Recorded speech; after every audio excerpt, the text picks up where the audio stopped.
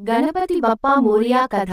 ప్రాచీన కాలంలో పార్వతీదేవి తన ఇంటి పనులకు సహాయం చేయడానికి తన శరీరంలోని చందనపు గంధపు లేపనంతో ఒక బాలుడిని సృష్టించింది. అతడే గణపతి. పార్వతీదేవి స్నానం చేస్తున్నప్పుడు ఆమె ఆజ్ఞ ప్రకారం గణపతి తలుపు వద్ద కాపలా కాస్తూ ఎవ్వరినీ లోపలికి అనుమతించలేదు. అప్పట్లో శివుడు అక్కడికి వచ్చి లోపలికి వెళ్లాలనుకున్నాడు.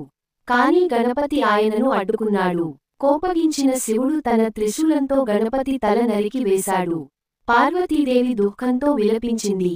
ఆమె కోపంతో మొత్తం జగత్తునే నాశనం చేస్తానని సంకల్పించింది. అప్పుడు శివుడు తన తప్పును గ్రహించాడు. వెంటనే నంది మరియు గణలను పిలిచి, ఇప్పుడే ఒక ప్రాణి ఉత్తరం వైపుకు తిరిగి పడుకుని ఉన్న తల తెచ్చి పెట్టండి అని ఆజ్ఞాపించాడు. వారు ఒక ఏనుగు తల తెచ్చి శివుని ముందు ఉంచారు. శివుడు ఆ ఏనుగు తలను గణపతికి అమర్చి ప్రాణం పోశాడు.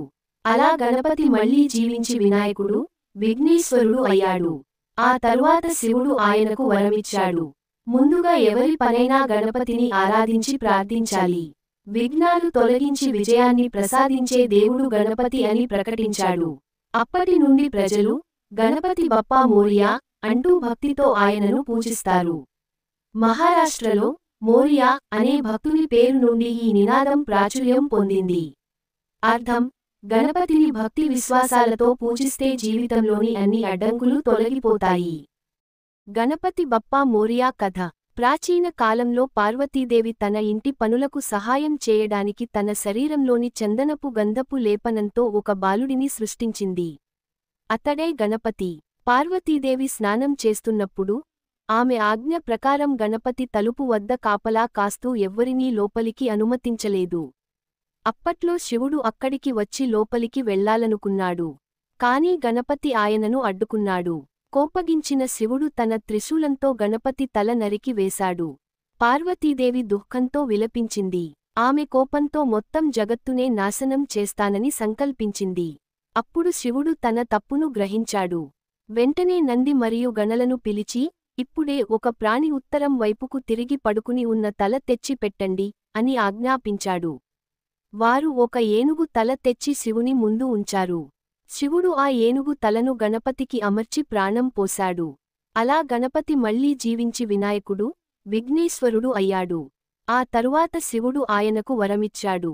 ముందుగా ఎవరి పనైనా గణపతిని ఆరాధించి ప్రార్థించాలి. విఘ్నాలు తొలగించి విజయాన్ని ప్రసాదించే దేవుడు గణపతి అని ప్రకటించాడు. అప్పటి నుండి ప్రజలు గణపతి బప్పా మోరియా అంటూ భక్తితో ఆయనను పూజిస్తారు. మహారాష్ట్రలో మోరియా అనే భక్తుని పేరు నుండి ఈ నినాదం ప్రాచుర్యం పొందింది. అర్థం: గణపతిని భక్తి విశ్వాసాలతో పూజిస్తే జీవితంలోని అన్ని అడ్డంకులు తొలగిపోతాయి. గణపతి బప్పా మోరియా కథ. ప్రాచీన కాలంలో పార్వతీదేవి తన ఇంటి పనులకు సహాయం చేయడానికి తన శరీరంలోని చందనపు గంధపు లేపనంతో ఒక బాలుడిని సృష్టించింది. అతడే గణపతి. పార్వతీదేవి స్నానం చేస్తున్నప్పుడు ఆమె ఆజ్ఞ ప్రకారం గణపతి తలుపు వద్ద కాపలా కాస్తూ ఎవ్వరినీ లోపలికి అనుమతించలేదు. అప్పట్లో శివుడు అక్కడికి వచ్చి లోపలికి వెళ్లాలనుకున్నాడు. కాని గణపతి ఆయనను అడ్డుకున్నాడు. కోపగించిన శివుడు తన త్రిశూలంతో గణపతి తల నరికి వేశాడు. పార్వతీదేవి దుఃఖంతో విలపించింది. ఆమె కోపంతో మొత్తం జగత్తునే నాశనం చేస్తానని సంకల్పించింది. అప్పుడు శివుడు తన తప్పును గ్రహించాడు. వెంటనే నంది మరియు గణలను పిలిచి, ఇప్పుడే ఒక ప్రాణి ఉత్తరం వైపుకు తిరిగి పడుకుని ఉన్న తల తెచ్చి పెట్టండి అని ఆజ్ఞాపించాడు. వారు ఒక ఏనుగు తల తెచ్చి శివుని ముందు ఉంచారు. శివుడు ఆ ఏనుగు తలను గణపతికి అమర్చి ప్రాణం పోశాడు. అలా గణపతి మళ్లీ జీవించి వినాయకుడు, విఘ్నేశ్వరుడు అయ్యాడు. ఆ తరువాత శివుడు ఆయనకు వరమిచ్చాడు. ముందుగా ఎవరి పనైనా గణపతిని ఆరాధించి ప్రార్థించాలి. విఘ్నాలు తొలగించి విజయాన్ని ప్రసాదించే దేవుడు గణపతి అని ప్రకటించాడు. అప్పటి నుండి ప్రజలు గణపతి బప్పా మోరియా అంటూ భక్తితో ఆయనను పూజిస్తారు.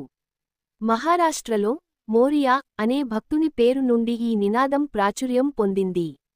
అర్థం: గణపతిని భక్తి విశ్వాసాలతో పూజిస్తే జీవితంలోని అన్ని అడ్డంకులు తొలగిపోతాయి.